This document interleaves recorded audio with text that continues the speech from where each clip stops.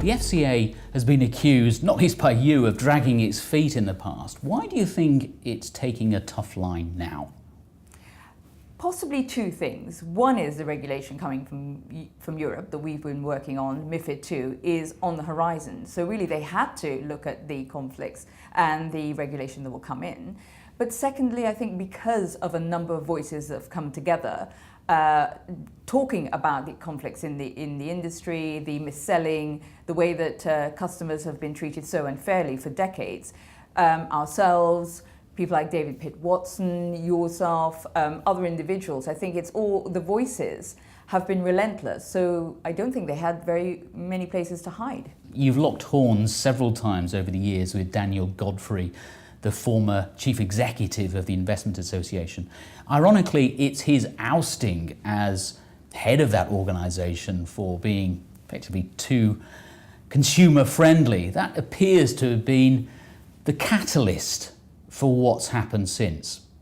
I think the things have come together at the same time. I think Daniel's departure and consultancy at the FCA must have had something to do with this. But if you look at the timelines, the report would have been worked on before Daniel worked at the FCA. So there was obviously individuals and within the FCA at very senior levels who wanted this report to be done and had been looking at it. And from our point of view, it's vindicated all the work we've been doing since 2012 because they have taken on board a lot of the things that we had been highlighting over that period of time. For you, what are the most important aspects? I think if you put it into three categories and you look at the pricing, because nobody has a crystal ball and can tell what's going to happen in the future, it is accepted that pricing, costs and fees are the one things you can control. And that's the thing that's very important for people to make a decision on. Yet more than 50% of it was hidden. So the fact that we've got a report that talks about price transparency is absolutely vital. And it talks about the advantages then of product as well, with passives versus active, because we in the industry have looked at being Luddites, so we've been going out there destroying the active industry, when actually what we've been talking about is what's best for consumers in the environment in which we live now, which is a much lower return environment. So it's music to my ears that they've been so positive on passives. And then thirdly, when it comes to people, the people who should be advising the end investor or pensioner are the consultants and the advisors. And again, the FCA have been very strong in identifying that they have been conflicted and they have not been doing the best job for their end clients, and they have not been treating customers fairly. So I think it's absolutely fantastic. You must be particularly pleased that asset managers may now need to charge an all-in-one fee. How significant is that? What will it mean for consumers? Well, we have to be cautious about this because in anything you have to look at the detail.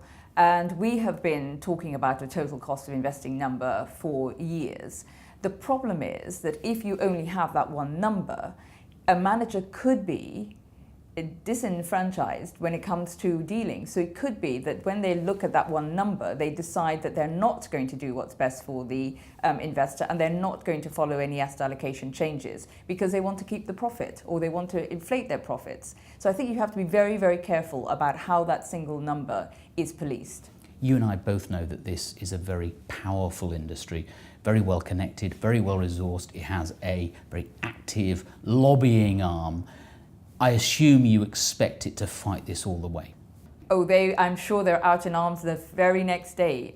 We already know that they're talking about the fact that, what about shareholder value? What about the fact that, the industry itself would be damaged when it looks at profit margins, because that's one of the things that the FCA report addressed. And my answer to that would be the industry needs to think about its fiduciary duty, not just to the end consumer, but much, much wider than that. What is it the capital is supposed to be used for? And I think if an investor, for example, got 1 to 2% less a year, or 1% or whatever less a year, but the businesses themselves were doing more for the community and using their capital in a different way, then I think people would be very happy.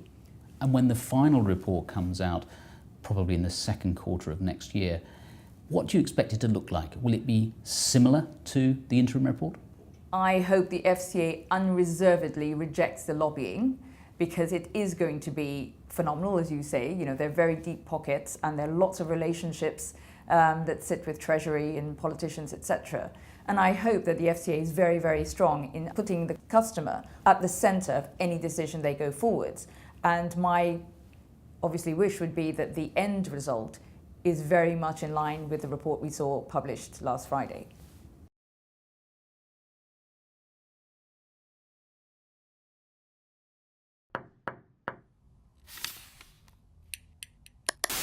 My name is William van der Maas from IVV Asset Management, and it's our goal to help people to build, maintain and transfer wealth in the broadest way we can help them. So we decided to buy 2 series of videos. The first was the value of advice, and the second is the 6 steps for successful investments. We wanted to have those videos all in IVV style because we'd like to help those videos in our client conversations. We want to bring in the video to make it clear and simple to our non-professional clients what we're about, how we want to work, how we want to help them building their wealth. I would absolutely recommend using videos in your client communication because it gives you one voice from out the company. What are you standing for? How are you delivering your message to your client? And it helps us create a complex message in a simple way.